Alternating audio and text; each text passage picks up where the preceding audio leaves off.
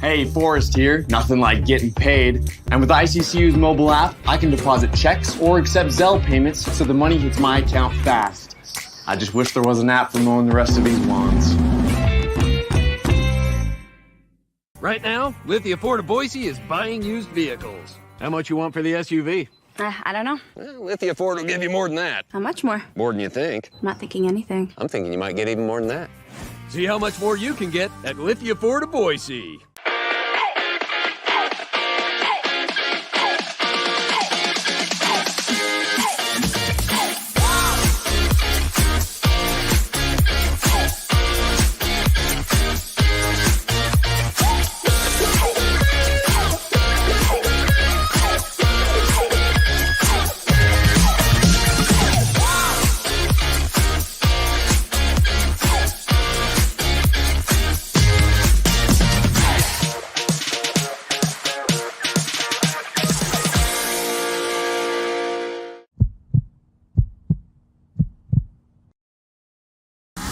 This is Bronco Nation News Live.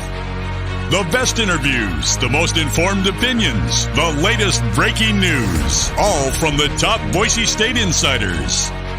Joining BJ Rains today is KTIK 95.3 FM The Ticket's Mike Prater. Listen to Idaho Sports Talk with Prater in the Ballgame, weekdays from 3 to 6 on 95.3 FM The Ticket and online at KTIK.com. Now, here's Mike Prater and BJ Rains with another edition of Bronco Nation News Live.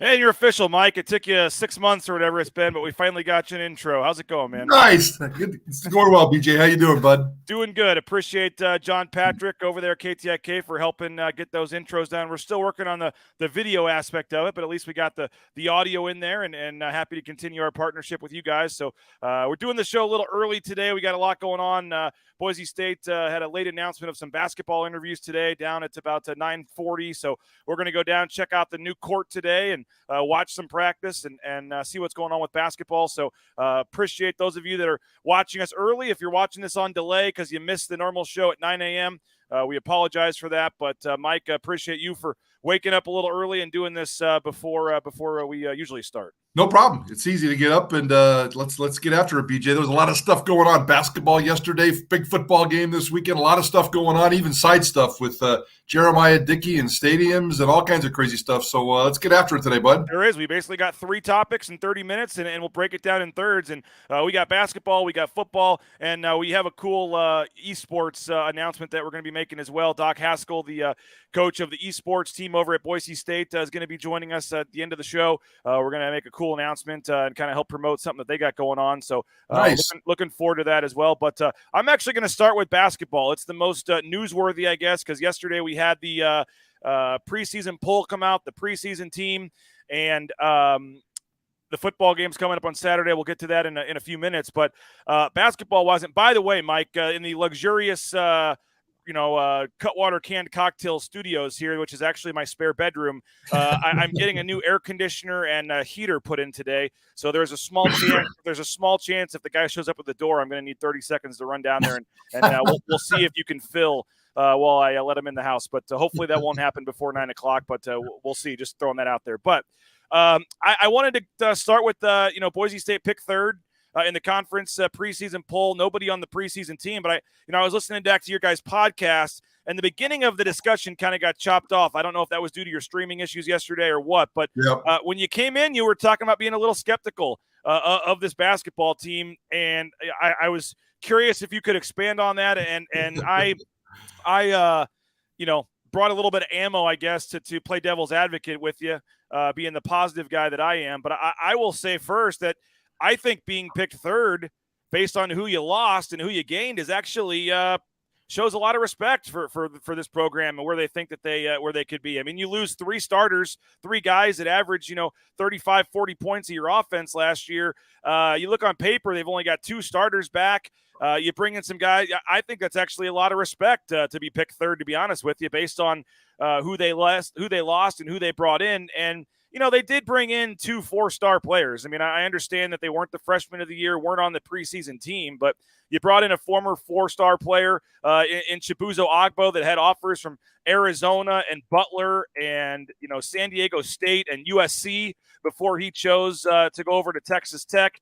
And the numbers don't look great. I get that. But, his situation is very similar to that of Abu Kijab. And he was a 4-star guy that went to Oregon, didn't get a lot of playing time, came over to Boise State and flourished. And it looks like a very similar situation to me. But I get it. Chibuzo Agbo averaged, 1 point a game or whatever yesterday or last year at Texas Tech. So on paper, that doesn't look good. And I'll throw in Sada Nganga too. And I know, he may not be ready to start and average 20 points a game, from day one, but it took Tyson Degenhart a little bit to get going last year as well.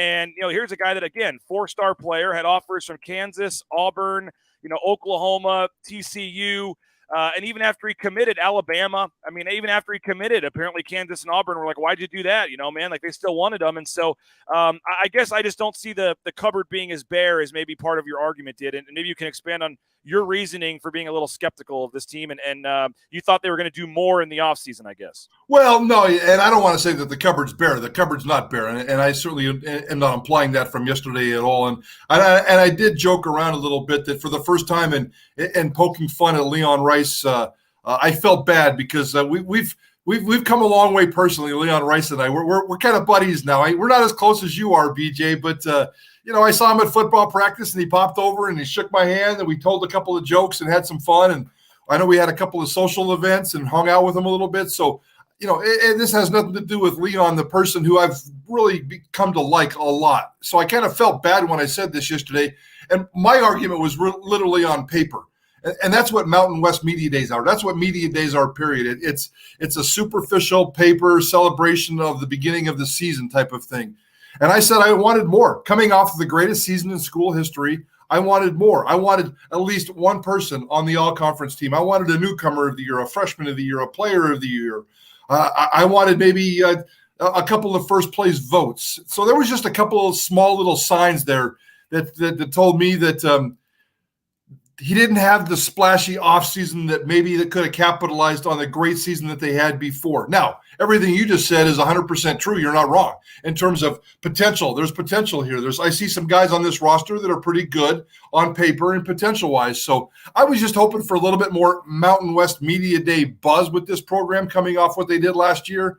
I thought that maybe they could get a couple of players with some recognition. I didn't expect Tyson Degenhart to be, one of the top 5 players in the conference, although I think it's ridiculous that the Mountain West puts on a player on there that may not even play this year. Maybe you have to. Yeah, the voting was due 1 day before he got hurt. Yep. I know, but maybe afterwards you make some kind of decision. You make some kind of an executive decision. The whole point of Media Day is publicity and excitement and creating fans. It's not for the media. I mean, we get a little bit smarter, but not really. It's to create awareness for the fans. It's to create awareness that the season is about to come. And there was very little buzz yesterday. It's Media Day. Let's just leave it as it is and move on. And yeah, I'm skeptical. I will say that too. I think they did this kind of virtual Media Day, which takes away some of the buzz as opposed to a lot of the other conferences that met in Las Vegas or wherever else and did it in person. So it kind of snuck up on people and was kind of a small thing. But like I said, I would, and again, I'm not trying to defend Leon or the program here, but I would say being picked third was actually pretty good, and it was some respect based on the guys that they lost. But I think Boise State has proven that they kind of in player development and an eye on talent and guys like Akot and Kijab, that they find better situations. I would give them the benefit of the doubt, I guess, that some of these guys are going to pan out. But there's no doubt if you look at it on paper, you can make a strong argument they're not as talented as they were last year. But again, we haven't seen Chibuzo Agbo play.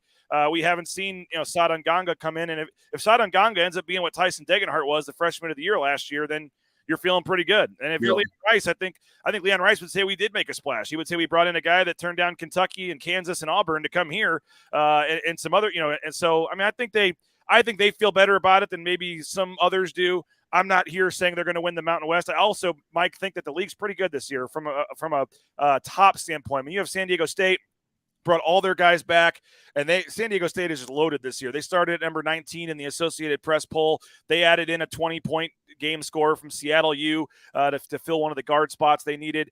And then, Wyoming again also brings back Maldonado and EK. They added some transfers from USC. So, I think it's just it's also the case of the two teams in front of them both being very, very good as well. But I am intrigued.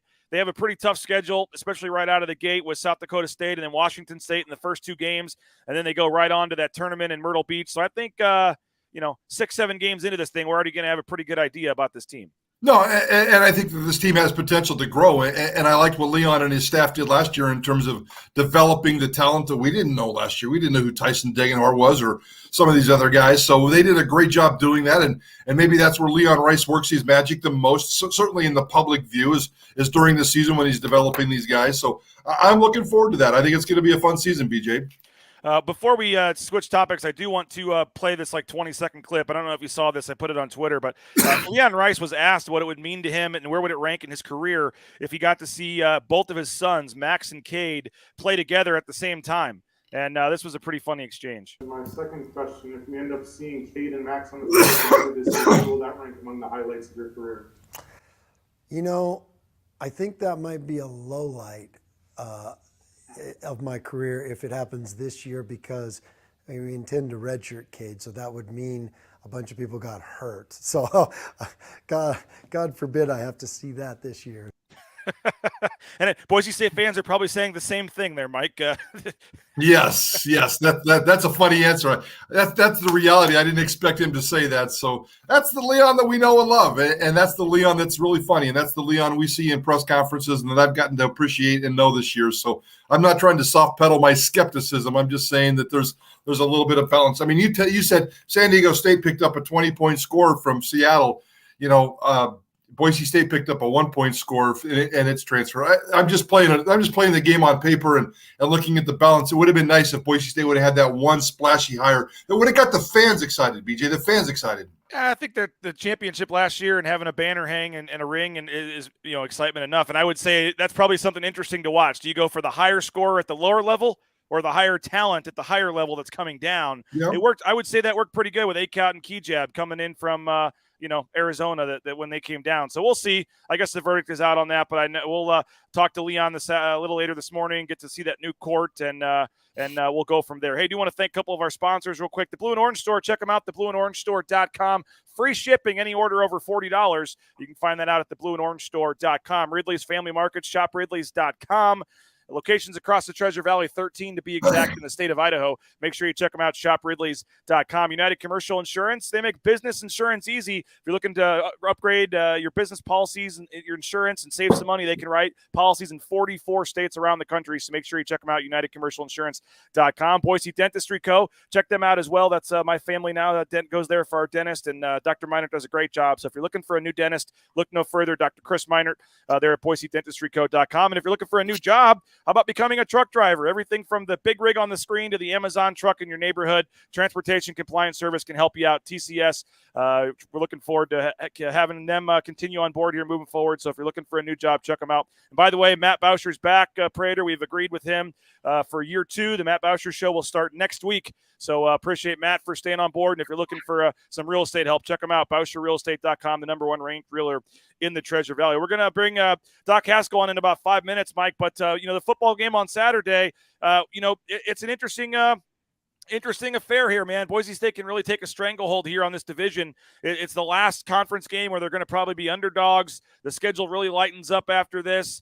I don't want to say that they're, a lock or guaranteed in or can coast, but they'll certainly be in the driver's seat if they get this win. Yeah, it's huge. And they've even built themselves a little bit of a cushion if it's not so much a must-win anymore, and I don't really think that matters to this football team. I love this matchup. It's Styles versus Styles, and it's #1 rushing defense against the #1 rushing offense. And, we know that Boise State can typically beat Air Force when it outscores them. So I'm not so much worried about Boise State stopping Air Force. Air Force is going to do its damage. Can Boise State's offense outscore Air Force's defense? That's the big intriguing story with Boise State's offense, as it has been all season long. What do you make of what do you expect of Talon Green in his first road start?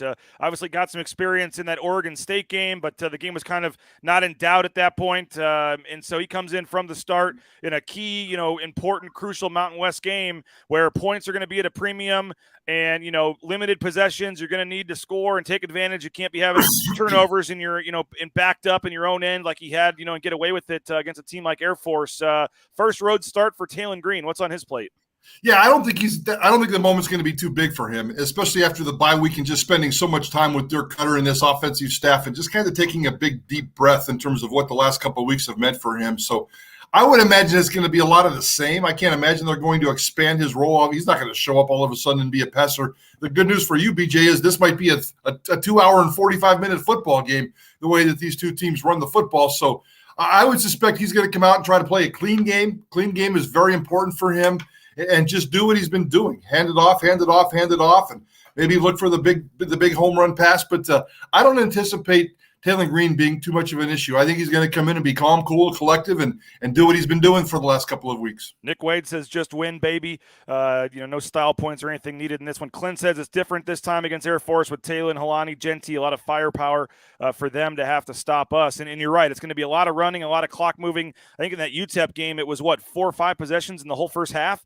We may be seeing something similar there. And so, if you're getting 6, 7, 8 possessions instead of 13, 14, you can't be settling for field goals. You can't be punting much in this game. UNLV last week against Air Force ran 35 plays. That's twice this season that an opponent against Air Force has run less than 40 plays. So that's how they control and manipulate the clock. That's how they win football games. So that's the most important thing. I went back and looked at all the plays. The key stat in this series is making sure that the plays are equal, 64 to 65. If it's 40 to 60, it's going to be advantage Air Force. So Boise State has the sustained drives. They have to do exactly what they weren't doing early on in the season and move the sticks, stay in front of the sticks, get those first downs, be efficient on third down, and keep the ball away from Air Force. You have to be able to do that. So it's not so much the scoreboard, it's the amount of plays that are being run. And look at the first half number of plays, and if it's 25-12, Boise State's in trouble in the second half unless they do some major changes. Boise State wins this game if what happens? Mike, what do you want to see happen on Saturday? Outscore them. Air Force is going to get its 24 to 30 plus points. There's no doubt about that. Boise That's State. The analysis I pay you for, Mike. How do they win the game? They outscore the other team. I know that's brilliant. You got me 30 minutes earlier, so I'm not quite as sharp and crisp as I am. I just think the offense. Everybody talks about the defense here, and I think the defense is going to be fine. They're going to give up big plays. Air Force is very, very good at explosive plays. I think their backup quarterback even has an 80-yard touchdown pass.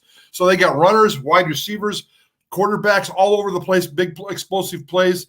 Boise State defensively is going to be fine. They're going to give up a couple of big plays, but I just think Taylor Green, maybe that's why you brought him up in the beginning, a clean game and go out there and score 34-plus points. If you can score 34 points on these guys, I think you're going to be fine. Perry says need to create some turnovers. He says that, and then going back to basketball, he says Prater's always skeptical. So Prater's always skeptical about basketball. That's why we love you, man. That's why we love you.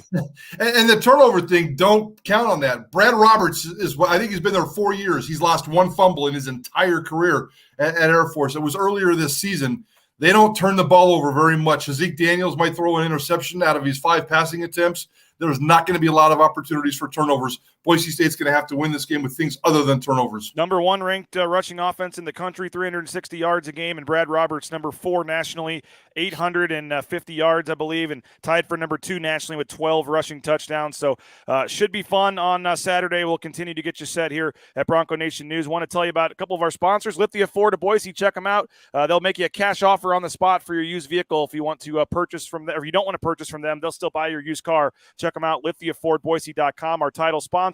Rowpaint.com, they got great deals, 10% off right now on the interior painting of your home. So check them out if you're interested, roepaint.com. And our studio sponsor, Cutwater Canned Cocktail Studios, over 30 flavors of mixed drinks. Check them out, Cutwater Canned Cocktails, at your local grocery store or gas station.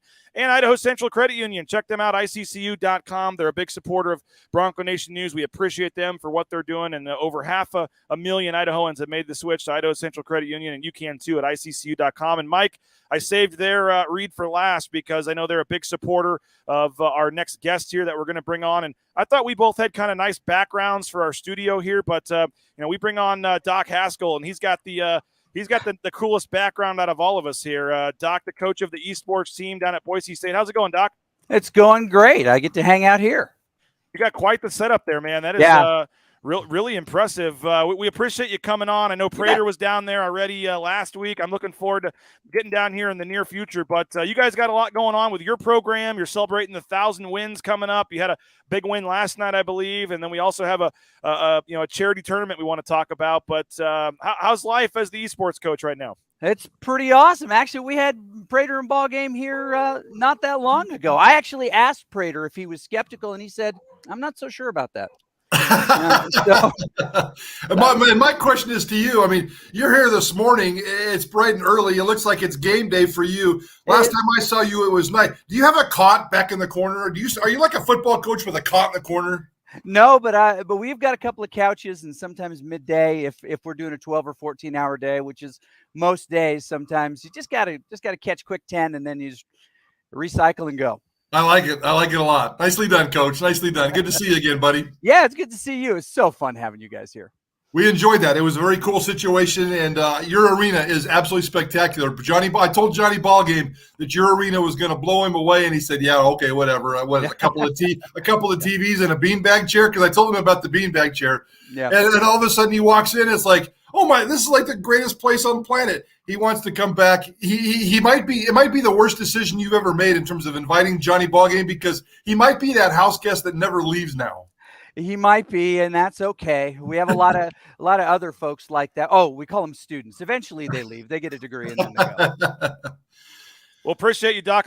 I was telling Prater before you came on, it's always like the worst timing of anything that can happen, but they're putting in a new air conditioner and heater in my house, and they just showed up. So I had to let them in for a minute, so I don't know exactly what hard-hitting analysis Prater hits you with, but we see the studio back there. Oh, go ahead. While you were gone, we were talking about the keys to Bronco success, and I was suggesting they just need – Mike Verdon needs to get the ball to Winky White a little bit more, and we've got this.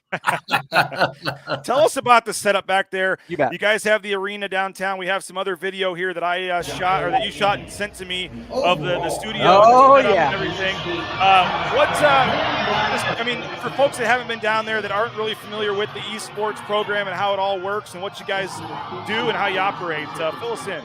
You bet. We support about 30 scholarship varsity student athletes who are gamers and about 250 club members.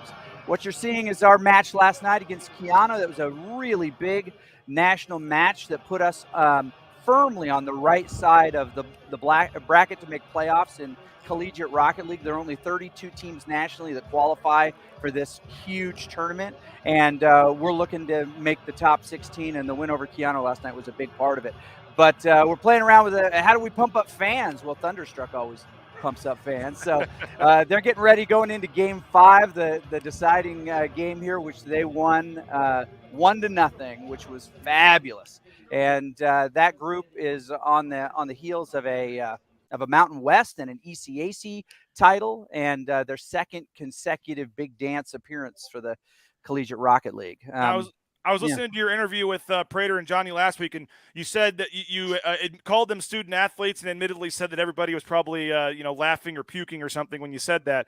But just for folks that don't know much about how esports works and where the funds come from, and just how many colleges are, you mentioned it's becoming a national thing, but I think some people do look at it and say, these are video gamers, they're not student athletes or whatever. I mean, how do you? I know you don't get like financial support from the university, but they support you. You're technically Boise State Esports. It's all students. I mean, how does this all work together here?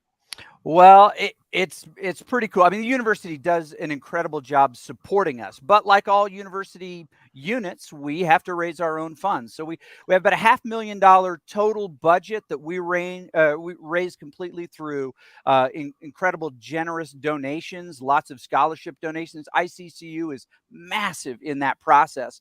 Has put nearly $500,000 toward Boise State students getting their degrees, and we're in our 6th year, and we already have 20 graduates who were supported by the program and used it to really elevate their experience at the university. And when people say, well, we're scholarshiping video gamers now, honestly, universities are always looking for the best and the brightest at what they do to come to their university. And this is no weirder than rowing. Am I right? That's still a college sport. That I mean, Boise State's playing Air Force this weekend. Air Force has a rifle team. Give me the esports guy over the rifle team guy every single time. Although the Air Force guys should probably learn how to use the rifle. So I understand the justification there. BJ, it is so surreal when you walk into this stadium. They have a training table area. They have a recruiting board. They have all kinds. It's like, you know what? 5 years ago, maybe 8 years ago, your esports setup would have been fancier than the football setup. Now, football may have caught you by since then, but what you have now is a pretty sweet setup, Doc. Yeah, I'll tell you, Jeremiah Dickey's doing amazing stuff over there. We try to tour those facilities and just learn as much from them as we can all the time, because honestly, they've gotten really good at supporting student athletes at the highest possible level. And that's really what we need to do to be successful, to recruit the best in the country. So, BJ, there are about 450 colleges and universities right now that are all in on esports, staff, scholarships, facilities, and lots more that are coming online. Every university in the Mountain West plays in one of the many games that we play. And there are, conference championships in 4 titles every year. We won 3 of them last year, which was pretty amazing. But yeah, I need to get the setup you have there, the TV setup you guys have with the studio and all that. I need to get some tips on that. But we did have oh, here we go. Look at this. Yeah, they got the whole setup there, the teleprompter, the cameras. Look at that.